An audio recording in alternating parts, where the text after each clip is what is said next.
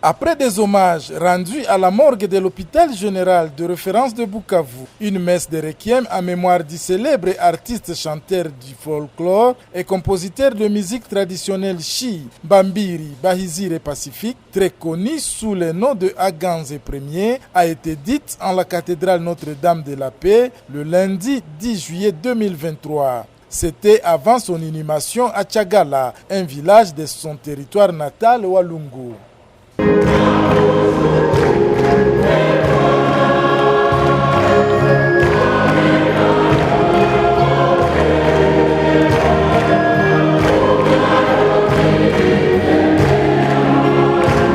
C'est au milieu de pleurs, cris de détresse et chants d'adieu que le cercueil de l'artiste chanteur du folklore et compositeur de musique traditionnelle Chi a été accueilli par la foule en l'église.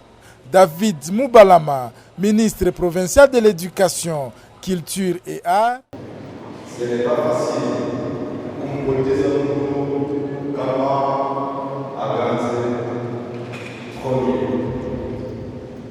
Kazembe Vianney pense qu'il est temps que la population du Sud Kivu et celle de la République démocratique du Congo en général prennent conscience de la valeur de nos cultures et sachent pérenniser les œuvres des artistes en les soutenant de leur vivant.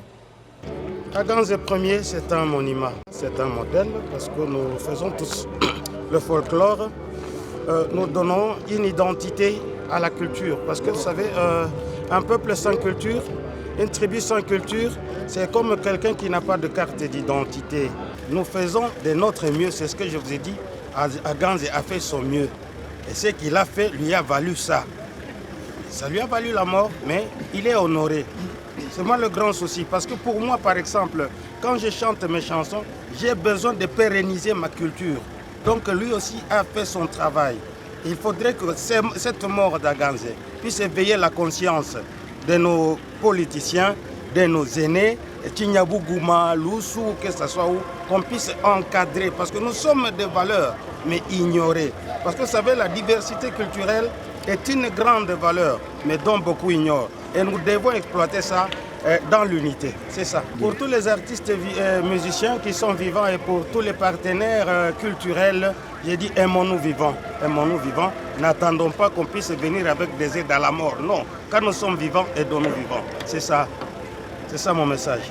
Le chanteur folklorique et compositeur de musique traditionnelle Mbabiri Bahizire Pacifique est décédé dans la soirée du 20 juin 2023 dans sa résidence à Kinshasa. Aganze Ier, c'est quelqu'un qu'on ne va plus présenter. Il représente un monument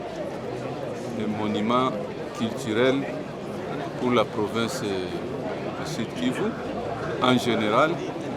Et pour la communauté Bashibahavu, c'est quelqu'un qui a su porter très haut la culture Bashibahavu au niveau national et au niveau international. Donc c'est vraiment un ambassadeur de l'art sud-kivu.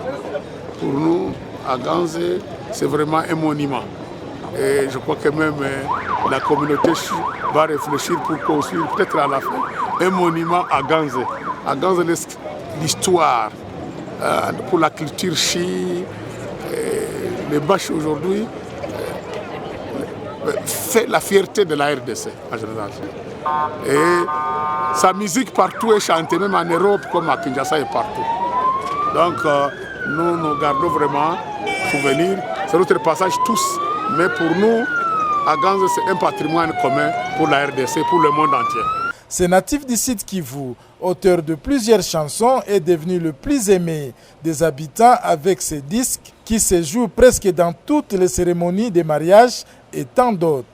D'abord, nous tenons à dire que Aganze, c'est devenu, durant l'exercice de sa mission artistique, c'est devenu un patrimoine international. Partout où vous allez, que ce soit à Washington, Paris, en Asie, ici en Afrique, au Congo, ici à Bukavu, lorsqu'il y a des fêtes, lorsqu'il y a des activités culturelles, nous résonnons au rythme de la chanson, au rythme des chansons de l'artiste Aganze Ier. C'est vraiment pour nous une perte énorme. parce qu'on ne verra plus Aganze, mais il nous laisse un patrimoine. Et c'est pourquoi d'ailleurs dans notre plaidoyer comme société civile, nous sommes en train de nous poser une question.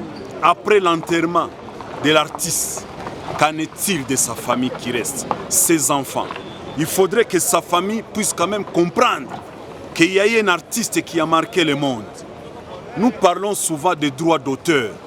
Que ferait le gouvernement au niveau national, au niveau provincial, pour que cela puisse servir de manière un peu permanente et durable à la famille?